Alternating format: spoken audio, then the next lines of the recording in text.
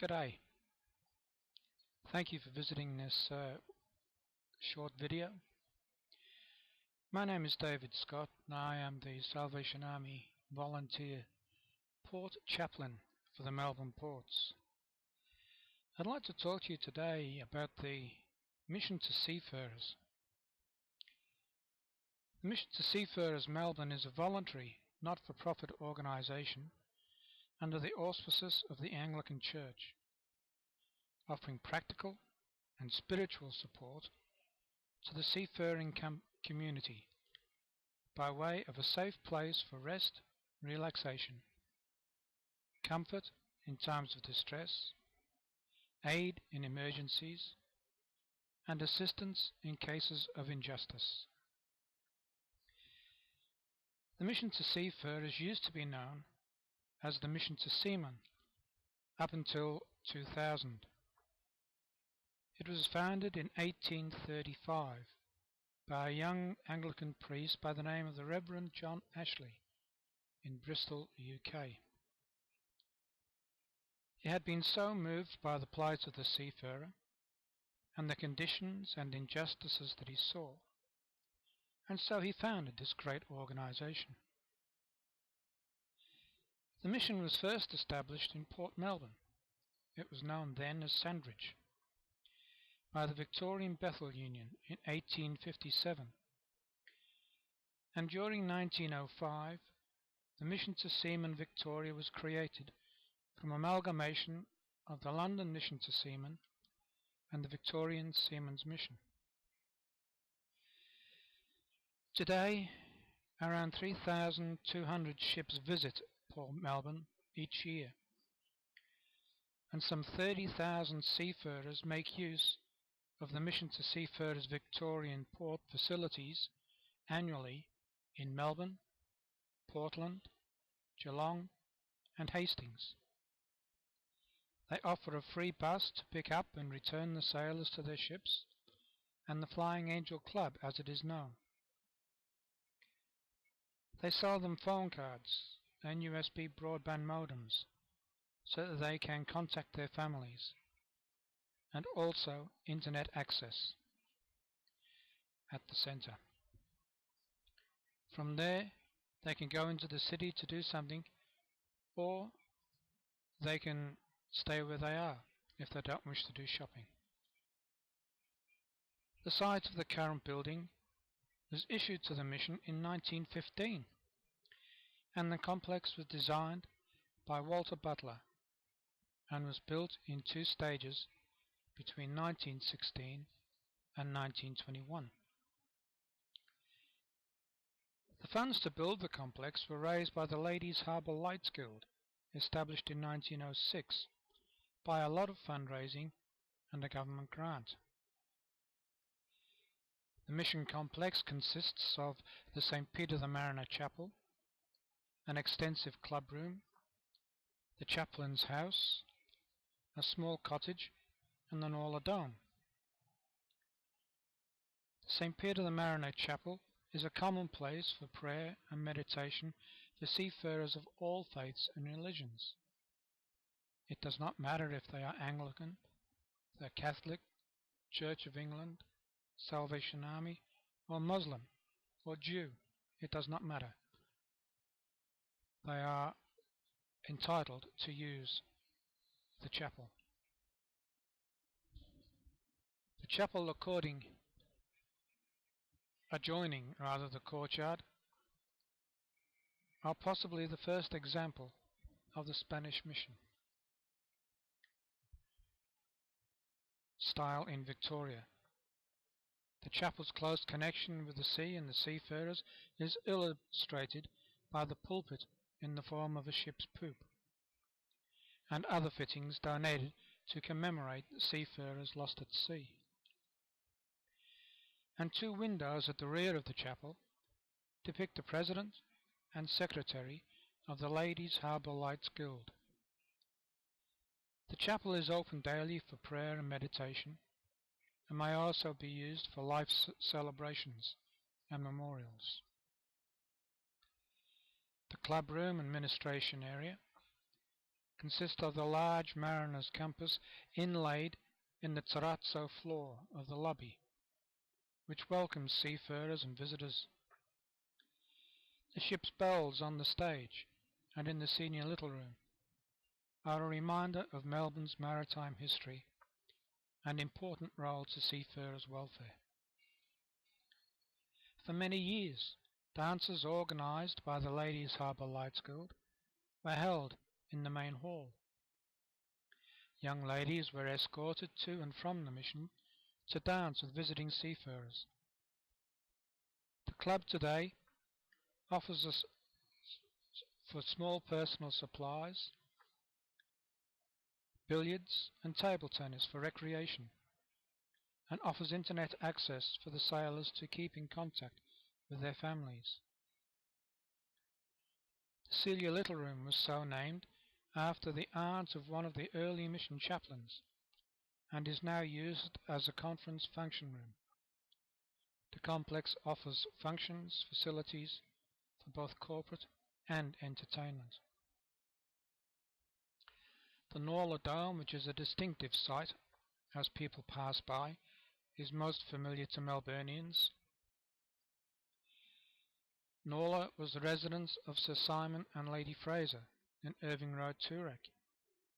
Yes, they are relatives of Malcolm Fraser. The regular fetes held at Norla raised considerable funds for the construction of the mission complex, and in 1917 £700 was raised at the fete for construction of the gymnasium for seafarers. But building was delayed until the end of World War I, and in 1920 the Ladies' Harbour Lights Guild raised a further £300 to clear the debts incurred in building the gymnasium. The hooks in the deckhead or the ceiling are the only remaining evidence of the original gym equipment. The Norla Dome is a feature of the Mission to Seafarers Victoria's annual Maritime Art Prize and exhibition, hosted each October. The exhibition was introduced in 2002 to promote excellence in maritime and seafaring subjects and art. It's Australia's leading maritime art prize and contributes to the fundraising efforts of the organisation. Back in the 1960s, everything was hand-loaded on and off the ships at that time, and at that time they spent many days, if not a week or two, in port. These days the minimum turnaround is 8 hours. This would be for a car carrier or a container ship. Cruise ships are usually in for 12 hours, arriving in the early morning and leaving at night during the cruise season between November and March. The bulk carriers and tankers can be in for anything up to 2 weeks, depending on their cargo, whether it be oil, chemicals, gypsum, or other produce. Some years ago, an ex-seafarer who served during the war put the word out that any seafarer who also served that would like to be remembered was to send him their name and serial number. Little did he expect the response that he got. He was inundated with names and soon had his first flag full, and is working on number 3. The reason behind this was that 3,200 merchant seafarers, 32,000 merchant seafarers paid the ultimate price whilst ensuring that their load reached its destination. One of the many jobs of the chaplain is to visit ships in port as well as in hospitals, where crew cannot come ashore for some reason.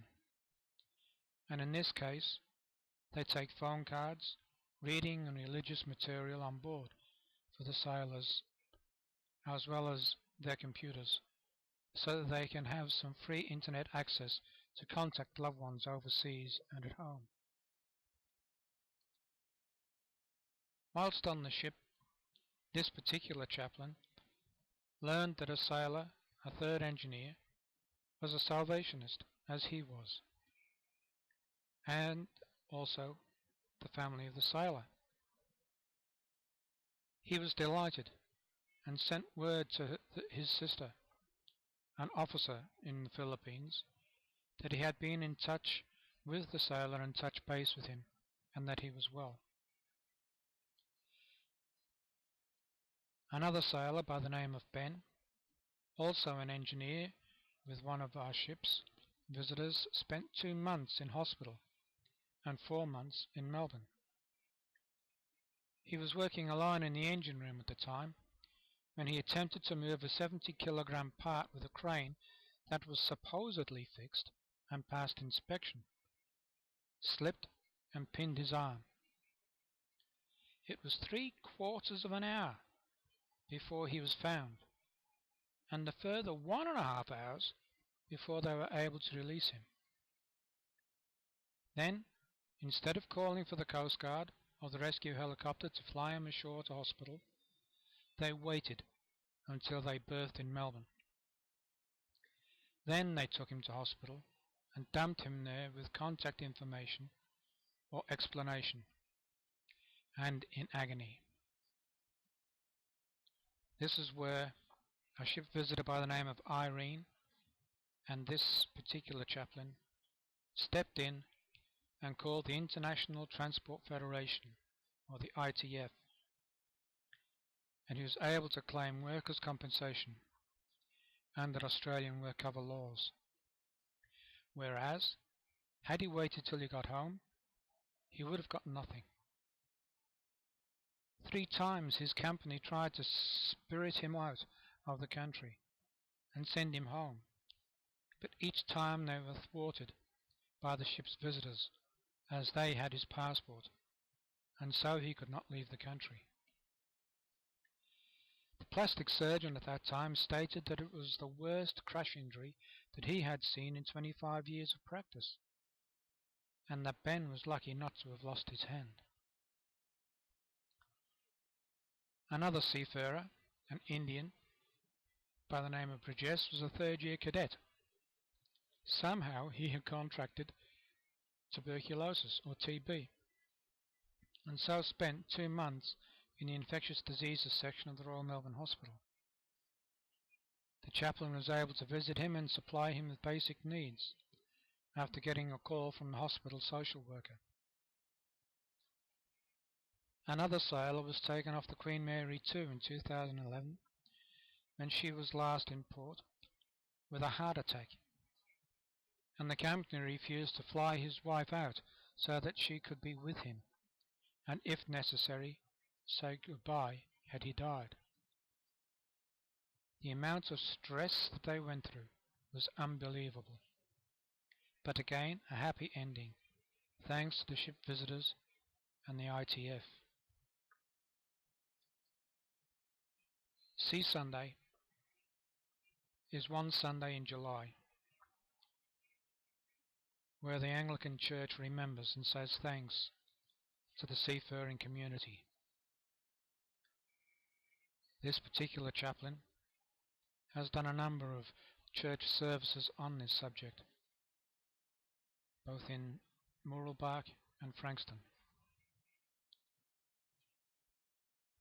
and is in the middle of preparing for the same at another church this year, although he does not know which one yet. Last year there were 2 ships in port that were under arrest at the same time. Now, how do you arrest a ship, you may ask? Well, it's a bit hard to put handcuffs on it, but the marshal goes on board when a problem is found and places a notice at the gangplank and notifies the port authority that the ship is not allowed to leave. In this case, they had also unlawfully stopped the crew from getting off the ship. Again, the chaplain and ship's visitors were able to step in and get these seafarers permission to come ashore. At that particular time they held a barbecue for both the crews at the mission, and they were gratefully accepted. The mission still holds weddings there, and life ceremonies, and memorials at the mission. And the ship's captain, along with his wife, renewed his vows there some time ago, in 2011. In April 2012, the port chaplain performed a wedding for a captain who lived in Queensland and brought everyone down to Melbourne for his wedding at the mission. In June 2013, he will be holding another wedding there. In November 2012, he did a memorial service for one of the artists that had won the Maritime Art Prize. Once upon a time, the bridge of a ship used to consist of a wheel, a compass and a gyro, and a telegraph. The gyro also acted as a compass. There was a radar as well. And the telegraph tells the engine room what speed that the ship should be travelling in, whether it be full ahead, half speed, full astern or dead stop, as well as finished with engines. These days there is a bank of computers running the full length of the bridge, and microphones are hidden in the deckhead or the roof, just like that of a cockpit of an aircraft, and a little red box. International Day of the Seafarer is held round about the 25th of June each year, and sometimes the missions hold special celebrations at the mission to say thank you to the sailors for their hard work. The life of a seafarer is a lonely, thankless, stressful, and sometimes dangerous one, and I can contest to that, as I have been a sailor myself. And quite often the ships have to pass through pirate waters, like the China Sea and Somalia and the Malacca Strait. Sometimes pirates are arrested and put in jail. One lot of pirates were arrested by a French crew and spent some time in prison. There are many seafarers still today who are being held by pirates in appalling conditions at the moment, and when they are released, the mission to seafarers is usually their first port of call, where counselling is offered for them and their families for as long as it is needed. Some of the captives have been in captivity for years, as the company and or the country that they belong to have refused to pay the ransom. Even others have been killed. Whilst cleaning under the stage at the mission at one time, the mission to seafarers found letters that were sent to a Miss Lily Duncan, who was one of the Ladies Harbour Light School members, and who often attended dances at the mission. Apparently she was a bit of a minx. One sailor had sent her a letter demanding a photograph, saying that if he could not kiss her in person, then he would kiss her resemblance, i.e. the photograph.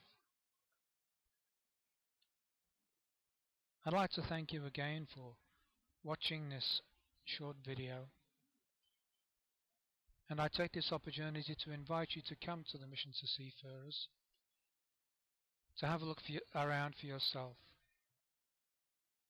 When you enter, if you like to ask somebody there, they will gladly show you around and give you a guided tour. Also, if you would like to join the club, the 717 Club is available for you to join, and you can get discount on quite a few things. Once again, I thank you, and I wish you Godspeed and God bless.